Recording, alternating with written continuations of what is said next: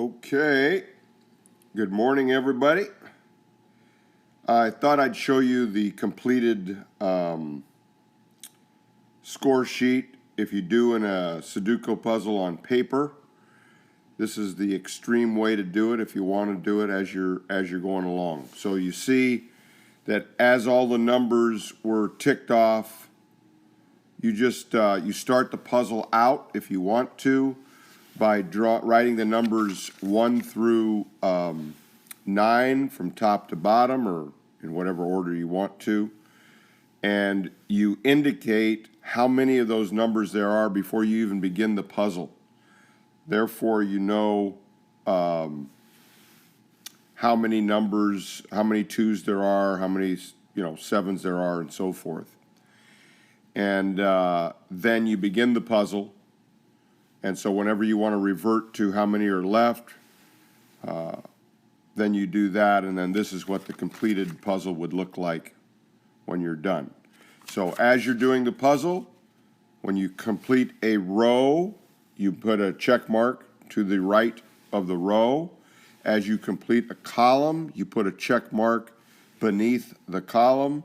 And as you complete a box, you put a little mark of some kind, a little shaded in circle or square or whatever you want to do on the top right hand corner of the box you're completing. And then you add to the numbers. Whenever you add a number, you add to that number. So that's a very organized, systematized way to do it. Okay, this is hard Thursday. So we have a hard puzzle here, according to these people. Hey, and we have the number 1 is available. The number 1 is available. So let's see. We don't have many 1s, however. We've got 1 1. That's it right there.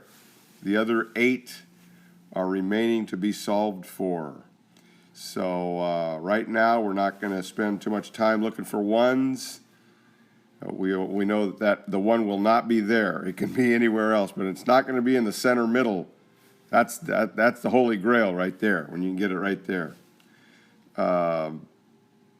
Next is at the very top or bottom. Anyway, let's look at here. So there are 3 4s remaining and there are 3 7s. Let's look at the 7s. This right-hand column of boxes is solved for 7. Let's see, the left-hand column has 2. So let's see if we can solve for the third one. No, right off the bat, we can see there's a note to be made here about 7s.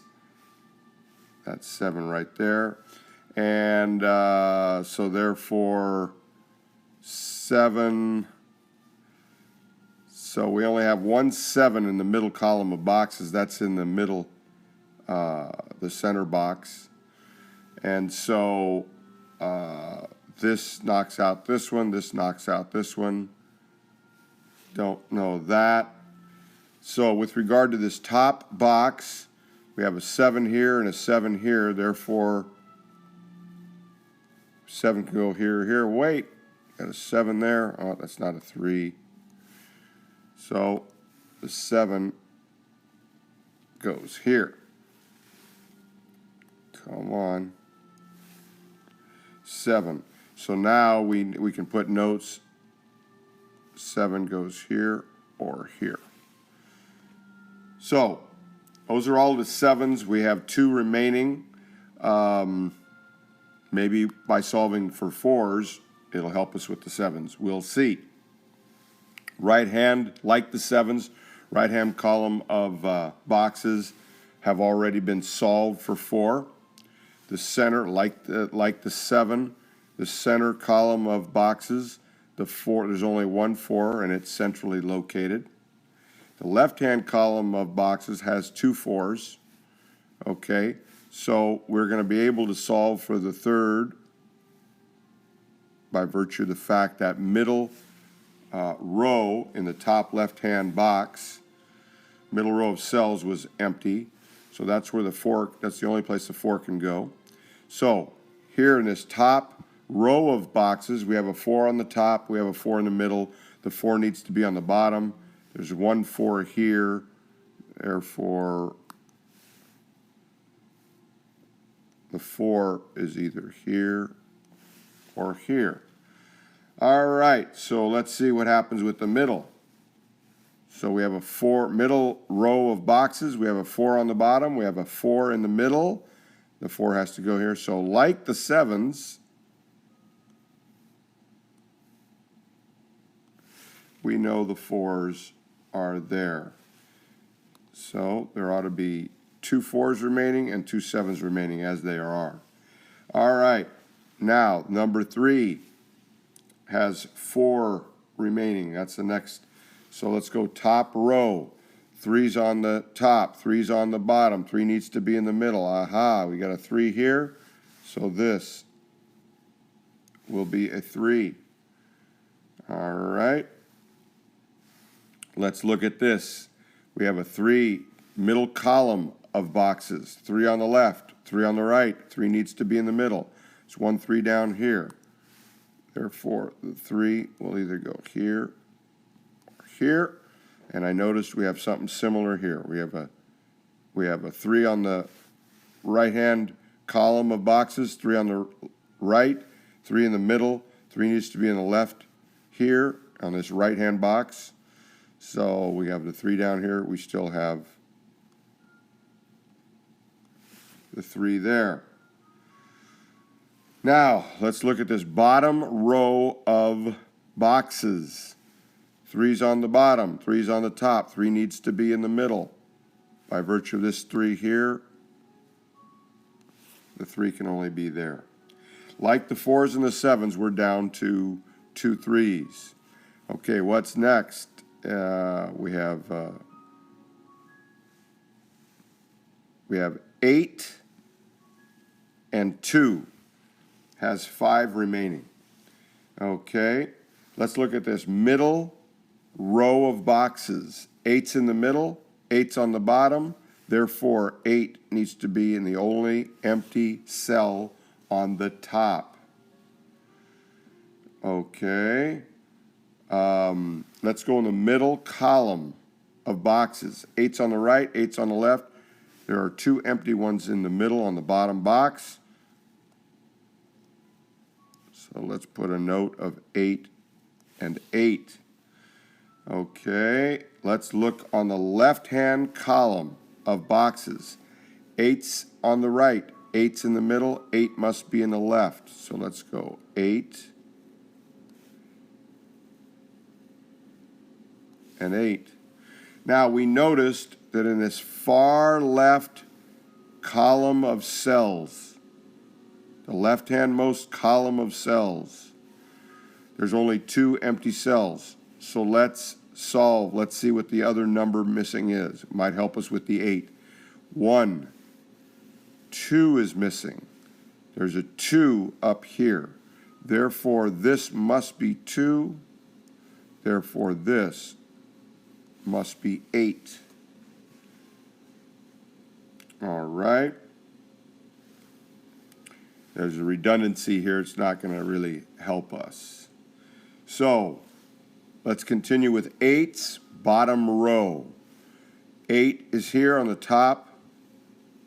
2 8's potentially here. We have an 8 here that would have been canceled out by either one of those, but it's the only 8 in this row of boxes, the right-hand row of boxes. Therefore, like the bottom box, the bottom right-hand box, the 8 can either be here or here. Since this only has 3 empty, again, we're always looking for volume. Since this only has 3 empty cells, unsolved for cells, let's see if we can determine which those 3 numbers are. 9, 8, 7, 6, 5 is missing. Okay, we know the 5 cannot be there. So there's no other clues thus far for 5. Hold on a second. Check this out. Middle row, 5 cannot be in either one of those cells by virtue of that 5. 5 cannot be in that cell by virtue of that 5. Therefore, this needs to be 5, and therefore that needs to be 3, and therefore that needs to be 3. So we solved for 3 in the process of trying to figure out 5's, one of the 3 missing numbers in this bottom right-hand box. Now, 5 we know cannot be there by virtue of this 5. 5 cannot be there by virtue of that 5. Therefore, one of the 3 unsolved for numbers has now been, so now we're down to 2. And we can quickly tell that the number is 1. So we don't have any clues to 1. We know there's only 1 thus far. So we have pairs, and that's always a good thing. Speaking of that, let's look at the upstairs box. Immediately upstairs in the middle floor here in this right column of boxes. We know the 1 is not solved for, but let's see what the other number is. 1, 2, 3, 4, 5, 6, 7, 8, and 9. So 1 and 9, we can't see that. So it's either 1 or 9. 9 or 1. So now we know it's one or the other. Let's see if we can solve for these 2 boxes. Left-hand neighbor. So middle center box, bottom row within that middle center box. 9, 8, 7, 6 is missing. 5, 4, 3, and 2 is missing. 6 and 2 are missing. Unfortunately, we don't have clues that I see at this time.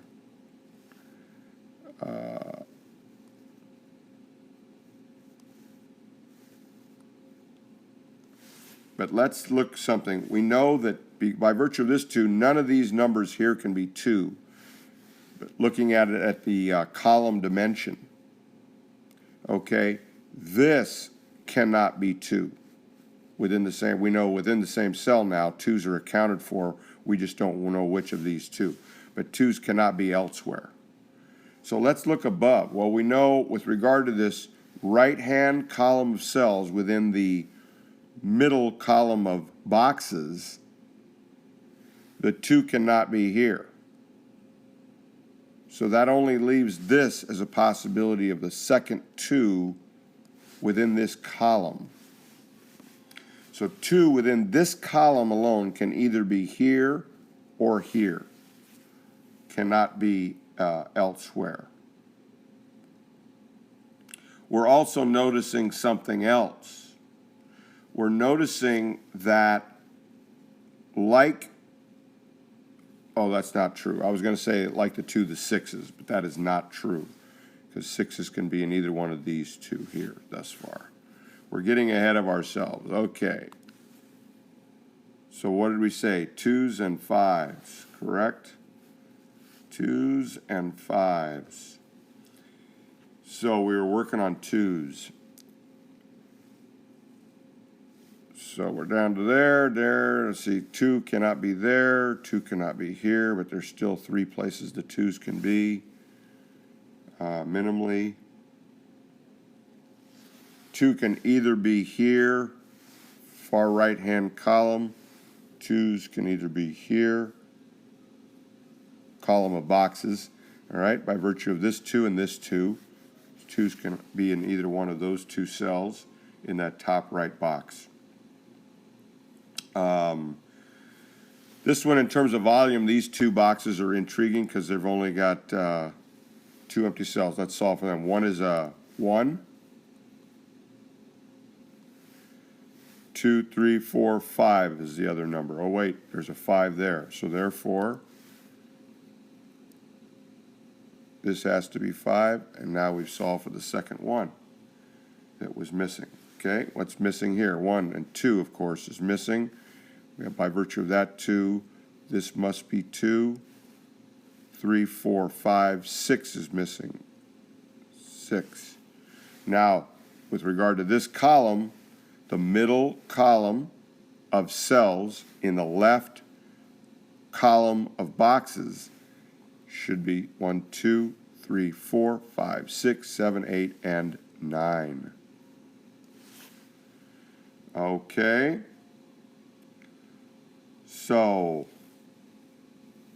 that's where we are with that thus far. Check this out. Right-hand column, right-handmost column of cells, furthest right, only has 2 empty. We have a 1 here. Therefore, that cannot be 1.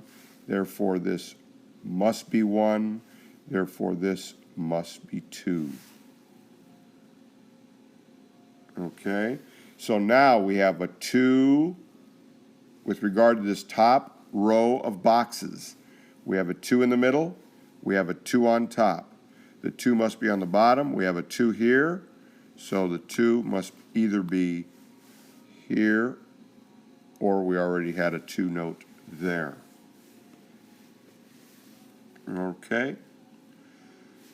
So let's see back where we are. Okay, 2s, 4s, and 7s each have 2 remaining, unsolved for. 5 and 8 have 3. Let's revisit 5 and 8 and see if we've made any headway. Okay, 8 is on the bottom, top row of boxes. 8's on the bottom, 8's in the middle. 8 needs to be either here or here. Let's see if we can figure out what the 3 numbers are in this very top row of cells. Okay, so we know 1's going to be in potentially, oh wait, 1 cannot be in either one of these. So therefore, this must be a 1.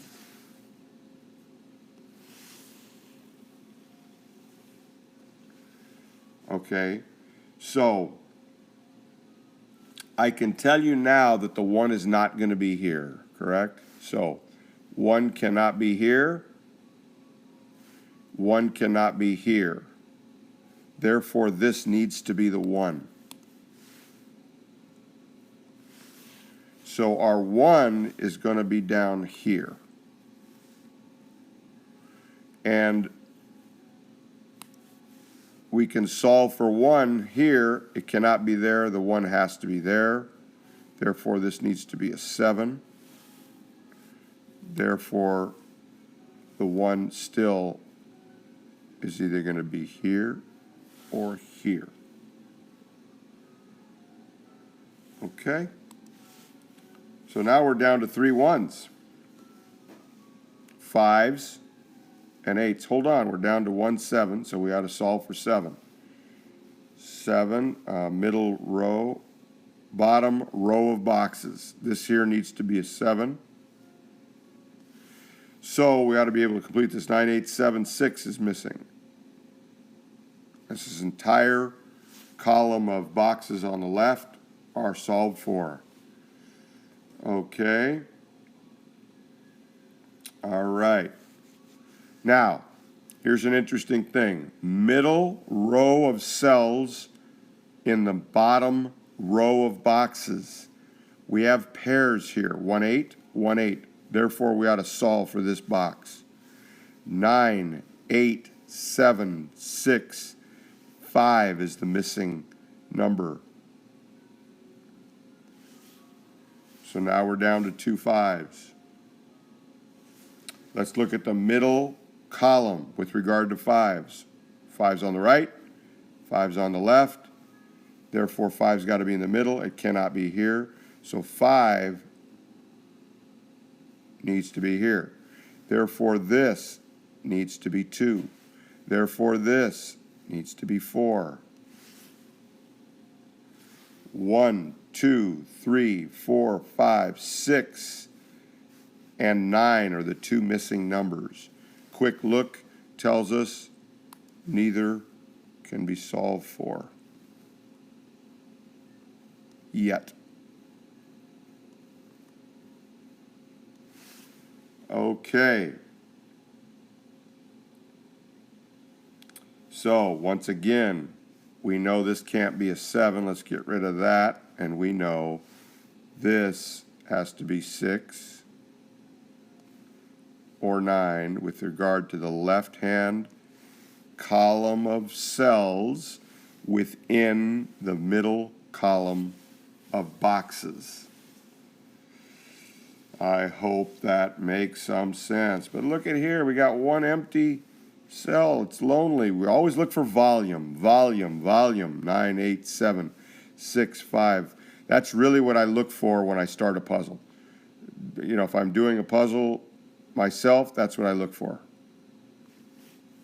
9, 8, 7, 6, 5, 4, 3, 2, 1. So 4 is missing.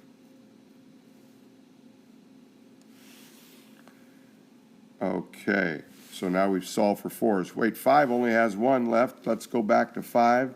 It's going to be up here. We're going to be able to solve for 8 as well. So 5 is on the right, 5's on the left. 5 needs to be in the middle.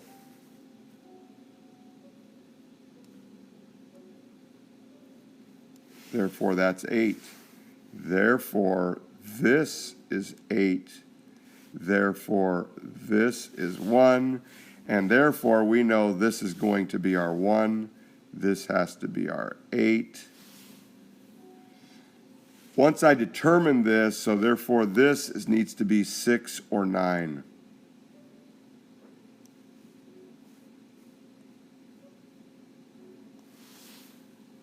We know that's our 1 right there.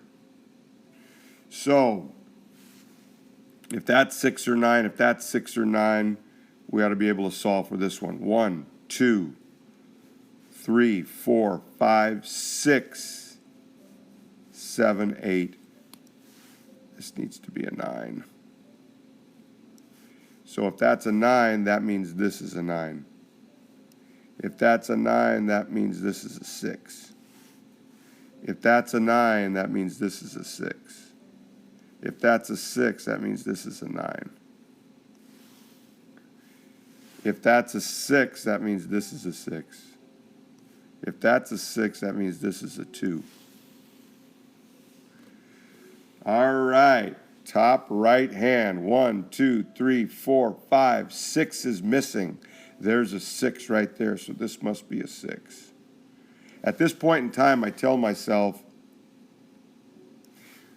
playing this puzzle, this should never go back to a note. It always stays. You're writing whole numbers without live whole numbers. 1, 2, 3, 4, 5, 6, 7, 8, and this is a 9. Therefore, this is a 9. Therefore, this is a 1. And therefore, that's a 1. And we're done. That was pretty quick for a hard puzzle and me talking myself through it. I'm getting better left-handed. And